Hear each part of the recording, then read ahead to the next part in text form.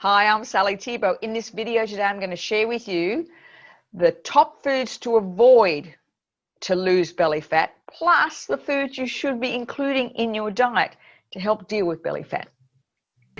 Do you know, visceral belly fat is one of those things that's really difficult to pick up. In fact, most times we don't even know we have it.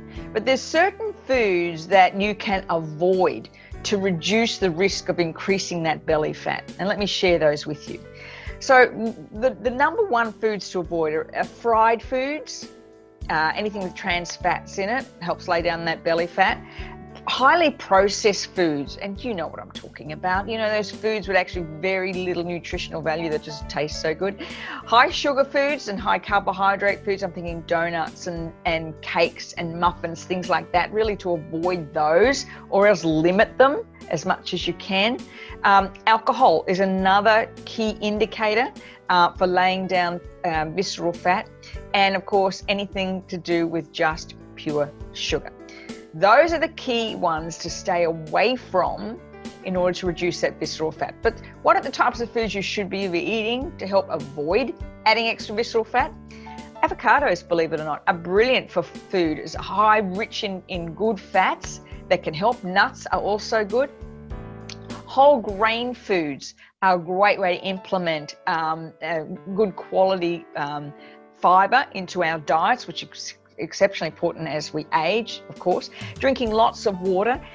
Lean proteins, it's chicken, turkey, and good wild-caught fish. So fish like salmon in particular is high in antioxidants, really good for our heart as well as for our gut.